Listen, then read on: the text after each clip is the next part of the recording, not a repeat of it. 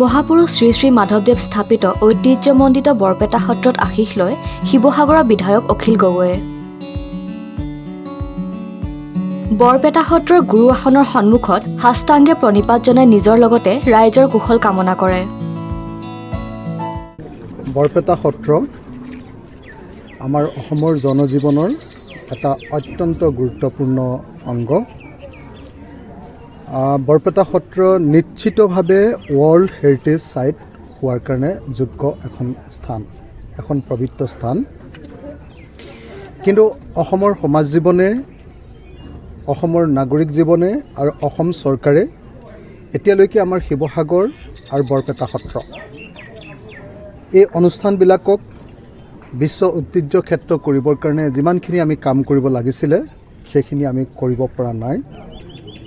গতিকে মই মাধৱদেৱ প্ৰতিষ্ঠিত, গুৰুজনা প্ৰতিষ্ঠিত এই সত্ৰত উপস্থিত হৈ আজি অসমৰ সকলো সমাজ জীৱনৰ সকলো বিশিষ্ট ব্যক্তি আৰু বিশেষভাৱে অসম চৰকাৰক আহ্বান জনাওঁ যাতে আমাৰ বৰপেটা সত্ৰক গোটেই পৃথিৱীত চিনাকি কৰি দিব পৰাকৈ ইয়াক বিশ্ব ঐতিহ্য ক্ষেত্ৰ ৱৰ্ল্ড হেৰিটেজ সাইট ৰূপে প্ৰতিষ্ঠা কৰিবৰ কাৰণে আমি আগভাগ লওঁ।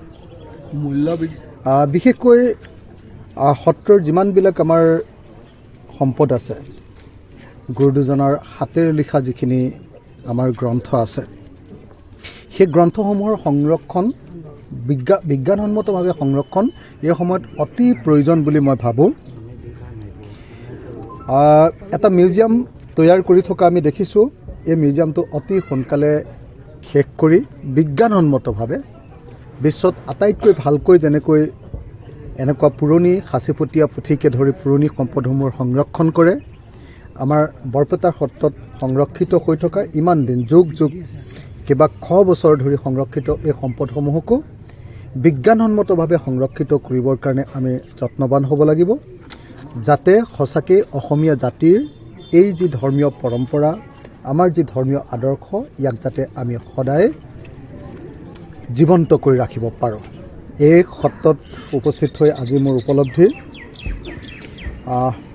আমাৰ সত্ৰৰ যি পৰম্পৰা, এই পৰম্পৰাই আমাৰ জাতিটোক আৰু শক্তিশালী কৰক, সকলো জাতি, ধৰ্ম, বৰ্ণ, ভাষাৰ মানুহক ঐক্যবদ্ধ কৰক, এই আশা কৰিছোঁ। এতিয়া আপোনালোকৰ প্ৰশ্নবিলাক। মূল্যবৃদ্ধিয়ে দেশক জুৰুলা কৰিছে সৰ্বসাধাৰণতে, কি ক'ব? মূল্যবৃদ্ধি ৰোধৰ ক্ষেত্ৰত চৰকাৰ সম্পূৰ্ণ ব্যৰ্থ। মূল্যবৃদ্ধিৰ ক্ষেত্ৰত এনেকুৱা পৰিস্থিতিৰ সৃষ্টি হৈছে যে অসমখন বা ভাৰতবৰ্ষখন সঁচাকৈ শ্ৰীলংকাৰ অৱস্থাৰ পিনে গৈ আছে। কোনেও এইটো অস্বীকাৰ কৰিব নোৱাৰে, এতিয়া আৰু অস্বীকাৰ কৰাটো অসম্ভৱ যে সকলো ধৰণৰ দৈনন্দিন প্ৰয়োজনীয় খাদ্য সামগ্ৰী, সেয়া চাউলেই হওক, সেয়া ঘেঁহুৱে হওক, সেয়া দালিয়ে হওক, সেয়া মিঠাতেলে হওক, আমাৰ প্ৰত্যেক দিনে ব্যৱহাৰ কৰা যিবিলাক সামগ্ৰী, সেই সামগ্ৰীবিলাকৰ যি অবাধ আকাশলংঘী মূল্যবৃদ্ধি সংঘটিত হৈছে, আমাৰ জনজীৱন এতিয়া মোটামুটি ধৰণে সকলোকে ব্যাপক ৰূপে ভয়ংকৰভাৱে ক্ষতিগ্ৰস্ত কৰিছে। দ্বিতীয় বস্তুটো হ'ল যে আমাৰ দৈনন্দিন প্ৰয়োজনীয় বস্তু, পেট্ৰল, ডিজেল, LPG, এইবিলাকৰ দাম যি সাংঘাতিক ধৰণে বৃদ্ধি পাইছে। নৰেন্দ্ৰ মোদী শাসনলৈ আহোঁতে এটা গেছ চিলিণ্ডাৰৰ 14.2 কিলোগ্ৰামৰ এটা গেছ চিলিণ্ডাৰৰ আমি কিনি আনিছিলোঁ 441 টকা দাম। তাৰ ভিতৰত 250 টকামান আকৌ চৰকাৰে ছাবচিডি দিছিলে, ৰাজসাহাৰ্য দিছিলে, অৰ্থাৎ গেছ চিলিণ্ডাৰটোৰ দাম 200 টকামানহে আছিলে। আজিৰ দিনটোত এটা গেছ চিলিণ্ডাৰৰ দাম 1048 টকা ঘৰুৱাভাৱে ব্যৱহাৰ কৰা, আৰু যিটো ব্যৱসায়িক ভিত্তিত ব্যৱহাৰ কৰে সেইটোতো 3 গুণমান বৃদ্ধি পালে, 3 গুণতকৈ বেছিকৈ বৃদ্ধি পালে। গতিকে মানুহৰ জীৱন কিমান দুৰ্বিষহ হ'ব পাৰে এই কথাটো আমি উপলব্ধি কৰা উচিত। আজি পেট্ৰল, আপোনালোকে দেখিছে যে 2014 চনত আন্তঃৰাষ্ট্ৰীয় বজাৰত যেতিয়া খাৰুৱা তেলৰ মূল্য $105 আছিল প্ৰতি বেৰেলত, আজিৰ দিনটোতো $105 যেতিয়া হৈছে, 2014 চনত তেতিয়া দাম আছিলে 72 টকা, আজিৰ দিনটোত 105 টকাৰ পৰা 118 টকা পৰ্যন্ত। আনকি 2014 চনত এবাৰ খাৰুৱা তেলৰ আন্তৰ্জাতিক মূল্য $137 পাৰ বেৰেলত হৈছিলে। তেতিয়াও ভাৰতবৰ্ষত 1 লিটাৰ পেট্ৰলৰ দাম 72 টকাই হৈ আছিলে। কিন্তু আজিৰ দিনটোত যেতিয়া $105 হৈ আছে এক বেৰেলত, তেতিয়া কিন্তু খাৰুৱা তেলৰ মূল্য আজিৰ দিনটোতো 112 টকা বা 118 টকা পৰ্যন্ত হৈছে। গতিকে এই কথাটোৰ পৰা আমি বুজি উঠিব লাগিব যে আন্তঃৰাষ্ট্ৰীয় বজাৰত খাৰুৱা তেলৰ মূল্য বৃদ্ধি হোৱাৰ কাৰণে পেট্ৰলৰ দাম বঢ়া নাই। পেট্ৰলৰ দাম বাঢ়িছে দুটা কাৰণত। এক নম্বৰটো হ'ল যে পেট্ৰলৰ বজাৰখন সম্পূৰ্ণৰূপে এতিয়া কোম্পানীৰ ওপৰত এৰি দিয়া হ'ল। আগতে সেইখন নিয়ন্ত্ৰিত বজাৰ আছিলে, কণ্ট্ৰল মাৰ্কেট আছিলে। দাম বাঢ়িলে চৰকাৰে তাৰ এটা ৰাজসাহায্য দিয়ে। এতিয়া সেইটো কোম্পানীৰ ওপৰত এৰি দিয়া হ'ল। দ্বিতীয় বস্তুটো হ'ল যে আগতে পেট্ৰলত ইমান বেছি পৰিমাণে কৰ নাছিলে। যিহেতু পেট্ৰলটো এচেঞ্চিয়েল সামগ্ৰী বুলি ভবা হয়, ডিজেলটো এচেঞ্চিয়েল সামগ্ৰী বুলি ভবা হয়, আৰু বহুতে আমি কেৰাচিন তেলৰ কথা পাহৰিয়ে গ'লোঁ। আজিৰ দিনটোত কেৰাচিন তেল সমবায়ৰ দোকানত 100 টকা। যিটো কেৰাচিন তেলটো আমি 8 টকা দি কিনিছিলোঁ, সেইটো কেৰাচিন তেলৰ দাম 91 টকা 100 টকাৰ ভিতৰত। গতিকে মূল্যবৃদ্ধি কিমান হৈছে এইটো কল্পনা কৰি ক'ব পৰা বস্তু নহয়। এইটো এনেকুৱা মূল্যবৃদ্ধি ঘটিছে যে পৃথিৱীৰ কোনো দেশতে চাগে ইমান বেছি পৰিমাণে মূল্যবৃদ্ধি হোৱা নাই। আনকি শ্ৰীলংকাতো চাগে কেৰাচিন তেলৰ ইমান মূল্যবৃদ্ধি হোৱা নাই। গতিকে আজি যদি মূল্যবৃদ্ধি হ্ৰাস কৰিব লাগে, কি কৰিব লাগিব? দুটা বস্তু। এক নম্বৰটো হ'ল চৰকাৰৰ কৰ যিটো বেছিকৈ লৈছে, এক্সাইজ ডিউটি আৰু ভেট, সেইটো কমাই দিব লাগিব।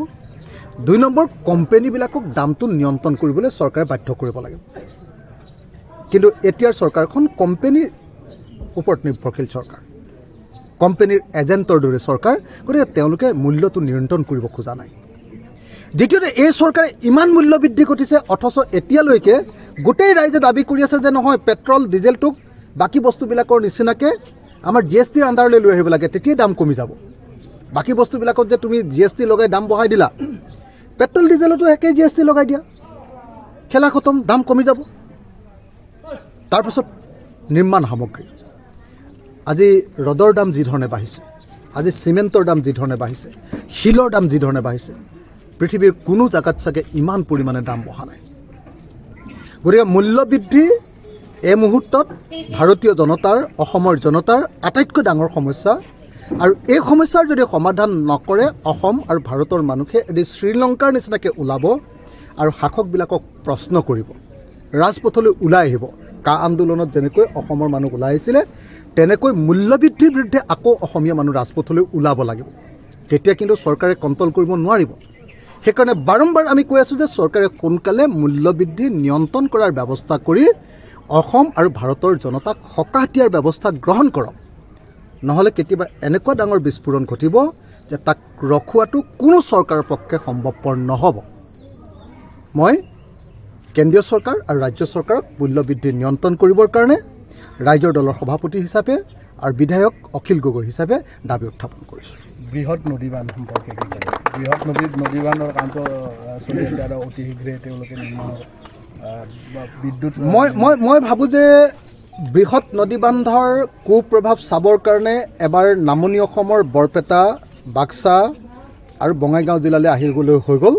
দেখিব যে কেনেকৈ কুৰিচু বান্ধে আমাৰ নামনি অসমখন ধ্বংস কৰি পেলাই এদিনৰ ভিতৰত। বৃহৎ নদীবান্ধৰ প্ৰকৃত বিপদ চাবৰ কাৰণে লখিমপুৰলৈ আহক ৰঙা নদীখন চাবলৈ। ৰঙা নদীখন ওপৰলৈ উঠি আহিলে পথাৰত অকল বালি পৰে। এতিয়া বৰষুণ এজাক দিলেই লখিমপুৰত এতিয়া মহাপ্ৰলয় হয়। ৰঙা নদীৰ মাছ নাইকিয়া হৈ গ'ল। ৰঙা নদীত বালি নাহে, বালি মানে যিটো মানুহে ব্যৱহাৰ কৰা বালি, খৰি নাহে, মাছ নাই, একোৱেই নাই। ৰঙা নদীখন ধ্বংস কৰি পেলালে। বৰং ৰঙা নদীৰ গোটেই পাৰৰ মানুহবিলাক এতিয়া বিপদত।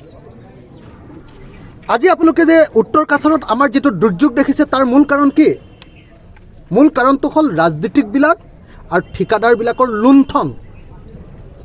উত্তৰ কাছাৰ পাহাৰৰ কয়লা যি ধৰণে লুণ্ঠন কৰিছে, উত্তৰ পাহাৰৰ শিলবিলাক যি ধৰণে খান্দি পেলাইছে, বালি যি ধৰণে উঠাই পেলাইছে, উত্তৰ কাছাৰৰ এই পৰিস্থিতি হ'ব বুলি আমি আগতেই কৈ আহিছিলোঁ। উত্তৰ কাছাৰৰ এই পৰিস্থিতি সমগ্ৰ অসমৰ ভৱিষ্যত এইটোৱে গোটেই অসমতে হ'বলৈ গৈ আছে। সেইকাৰণে দুটা বস্তু আমি মনত ৰাখিব লাগিব যে বৃহৎ নদীবান্ধ আমি বন্ধ কৰাবই লাগিব, ই জলবোমা। আৰু যেতিয়ালৈকে বৃহৎ নদীবান্ধ বন্ধ কৰাব নোৱাৰিম তেতিয়ালৈকে অসমৰ মানুহৰ মূৰৰ ওপৰত এখন তৰোৱাল সদায় থাকিব, ই জলবোমা। গতিকে নামনি সোৱণশিৰি জলবিদ্যুৎ প্ৰকল্পটো মই ভাঙি দিবৰ কাৰণে আহ্বান জনাইছোঁ। আমাৰ গুৰুজনৰ এই সত্ৰৰ সন্মুখত থাকে মই যে ভাঙি দিবলৈ কৈছোঁ, এইটো মোৰ কাৰণে এইটো ৰাজনৈতিক শ্লোগান নহয়। মই অসমখনক বুজি পাওঁ কাৰণে, অসমৰ প্ৰত্যেকখন ঠাইলৈ যাওঁ কাৰণে, প্ৰত্যেকটো বিষয় গভীৰভাৱে অধ্যয়ন আৰু গৱেষণা কৰোঁ কাৰণে মই আজি সত্ৰৰ সন্মুখত থাকি বহুত ঠাট্টৈ ক'ব পাৰিছোঁ যে নদীবান্ধ যদি হয় নামনি অসম উজনি অসম এটাও নাবাচে। ভূটানত যদি আমি নদীবান্ধ বন্ধ কৰিব নোৱাৰোঁ বৰপেটা নাবাচে, এদিন সত্ৰও নাবাচে, এদিন বৰপেটা টাউন নাবাচে। খেতি কৰা ঠাইবিলাকৰ কথাটো বাদেই দিলোঁ। গতিকে নদীবান্ধ আমাৰ কাৰণে এটা জলবোমা, নদীবান্ধ আমাৰ কাৰণে আমাৰ মূৰৰ ওপৰত শুই থাকোঁতে ওপৰত ৰাখি থোৱা এখন তৰোৱাল, যিকোনো সময়তে পৰি লৈ আমাক হত্যা কৰিব পাৰে, আমাৰ গোটেই জনজীৱন ধ্বংস কৰিব পেলাব পাৰে। সেইকাৰণে বৰপেটা সত্ৰৰ সন্মুখত, পবিত্ৰ বৰপেটা সত্ৰৰ সন্মুখত উপস্থিত হৈ মই অসম চৰকাৰ আৰু কেন্দ্ৰীয় চৰকাৰক আহ্বান জনাইছোঁ, অনুৰোধ জনাইছোঁ যে আমাক নদীবান্ধ নালাগে, আপোনালোকে এই নদীবান্ধ বন্ধ কৰি দিয়ক। ধন্যবাদ। বৰপেটাৰ পৰা প্ৰদীপ কুমাৰ চৰকাৰ ৰিপৰ্ট, নাৰদ লাইভ।